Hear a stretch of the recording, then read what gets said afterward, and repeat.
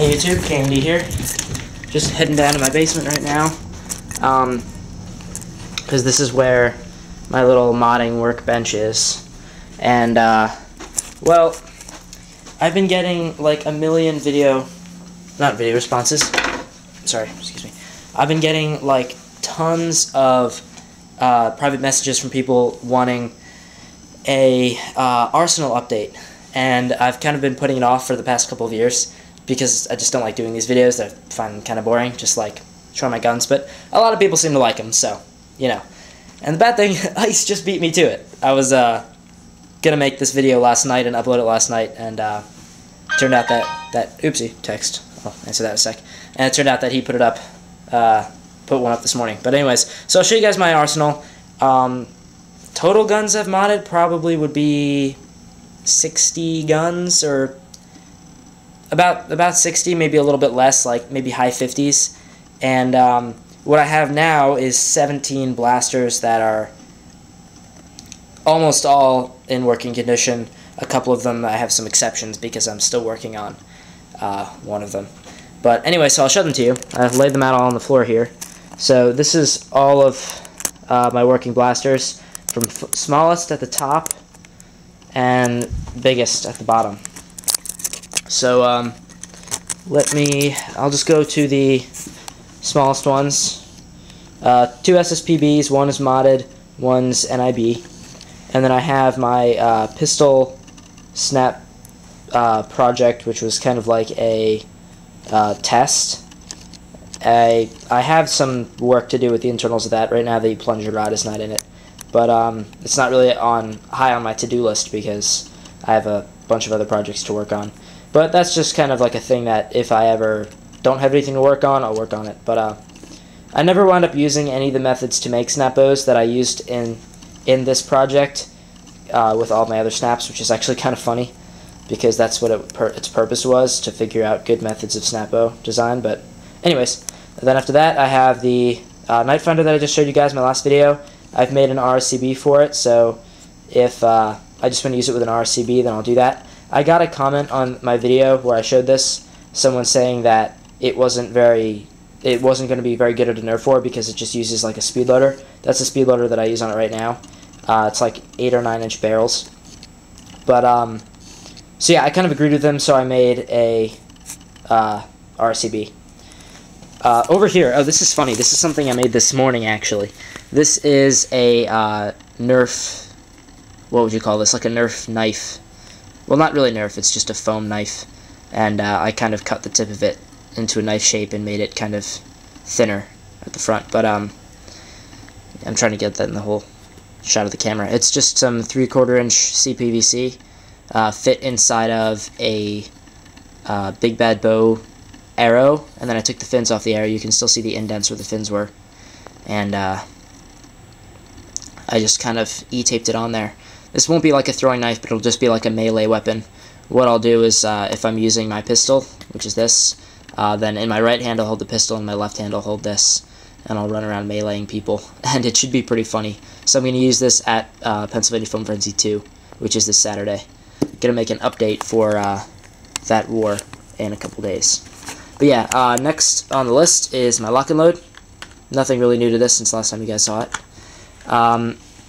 Then my Night Finder mod that's designed to look like a lock and load.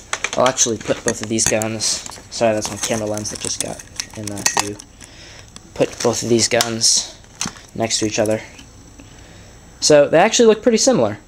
And one thing that I've done with this is different. Well, I re-went over the paint job, so it doesn't have any scratches in it or anything. It's really nice now, the paint job. And then I dry brushed red over the black parts, this and that. So that's kind of worn and rustic looking, and I like it a lot. I re-went over the designs that I have painted on here. That's Chinese writing, that's my name in Chinese. I just Googled it and found something that looked cool.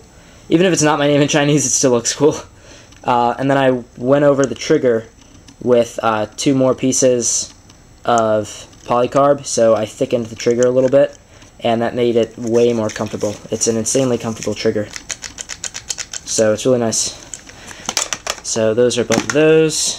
I'm bringing both of those to the war with me. very excited. Then I have my Maverick, which I made in my Epic Mod Time video. Re-put the air restrictors in it because I forgot to put them back.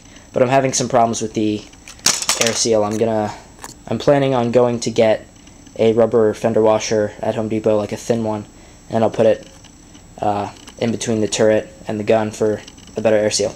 Then I have my Raider pistol, which is pretty standard. If you've seen my Raider pistol video, it's exactly the same. This is my Recon that I never showed you guys. I might make a video on this, but I have way too many things on my agenda, way too many videos to make right now. Sorry if my video quality's off. My camera's having trouble focusing for some reason. But, yeah, this is actually really nice. I replaced the spring in here with a different spring. I have no idea what the spring is. I want to say it's a big bad bow spring, but I could be completely wrong. But yeah, that spring's actually working incredibly well in this. I don't know its ranges, but its ranges are definitely better than the Raider pistol, which I love. It's a great gun. The only thing that makes the Raider pistol just as good as it is because it has slide and fire. But yeah, then I just put some mags here. So I have 1, 2, 3, 4, 5, 6, 7 mags, and 6 of the 7 are normal 6-round mags, and the 7th is my last Stampede mag. Then I have a rapid fire 20. I ripped the turret off of it for dart making.